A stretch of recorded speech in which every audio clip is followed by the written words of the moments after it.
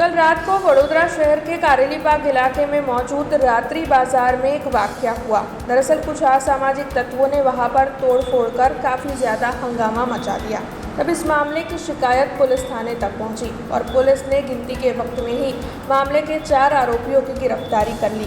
इस मुद्दे के मद्देनज़र आज पुलिस विभाग ने पत्रकार परिषद का आयोजन कर ज़्यादा जानकारी भी दी। दरअसल सीसीटीवी फुटेज के आधार पर 4 घंटे के ही वक्त में 4 आरोपियों की गिरफ्तारी पुलिस की ओर से कर ली गई।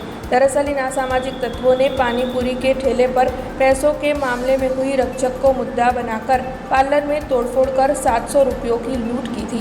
अब इस मामले में पत्रकार परिषद के जरिए जोन 3 के डीसीपी अभिषेक गुप्ता ने ज़्यादा जानकारी दी है। ગઈકાલે રાત્રે જેવી પોલીસને બનાવની જાણ થઈ, પોલીસ તાત્કાલિક સ્થળે પહોંચી ગઈ હતી।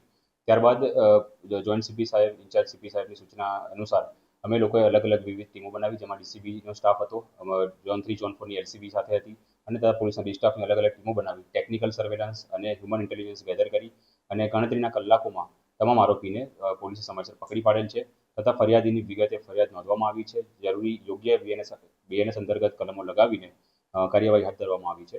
4 આરોપી આપણે પકડ્યા છે। એકનું નામ મોઈ છે, સેકન્ડ રેહાન છે, તેઓ બંને કુંભારવાડા વિસ્તારના ભાંડવાડના રહેવાસી છે અને ચોથા માણસ જેનું નામ ઉવેશ શેખ છે, જે ડભોઈ રોડ પાસે રહે છે। તેઓ પાણીપુરી લારી પર ગયા હતા અને પાણીપુરી જે ખાતી વખતે કંઈ પાણીપુરીના પૈસા આપતી વખતે માથાકૂટ થઈ હતી અને તે માથાકૂટ હેઠળ તેની સાથે માથાકૂટ થઈ તે ભાગતો હેમોના સ્ટોરની અંદર ઘૂસ્યો અને તેને મારવા જતાં દુકાનને ઘણું એ લોકો નુકસાન કરે છે। લૂંટનો ગુનો દાખલ કરવામાં આવ્યો છે, જે ખૂબ જ ગંભીર ગુનો છે, જેમાં સજાનું પ્રાવધાન પણ ખૂબ જ ગંભીર છે। તો પોલીસે કડકમાં કડક કાર્યવાહી કરી છે અને જે તપાસ કરવામાં આવશે તેમાં પણ એકદમ વ્યવસ્થિત તપાસ કરવામાં આવશે કે જેથી લોકોને 100% કન્વિક્શન થાય। જે આજે 3 જણા છે એમાંથી એક જણ છે એ કાર વોશનું કામ કરે છે, એક ફેબ્રિકેશનનું કામ કરે છે અને બાકી એવી છૂટક મજૂરી અને નાના મોટા કામ કરે છે। હા, રિહાન કરીને એક માણસ છે, એનો કરેલીબાગમાં અને ગોરવામાં ગુના દાખલ થયેલા છે અને હજુ પણ ઊંડાણમાં પોલીસ તપાસ કરી રહી છે, જેથી અમે વધુમાં વધુ સખ્ત કાર્યવાહી કરી શકીએ। જૂના ગુનાને ધ્યાનમાં રાખીને પાછા ધડી પરની જે પણ અમારી કાર્યવાही કરવાની થતી હશે એ અમે જરૂરથી કરીશું।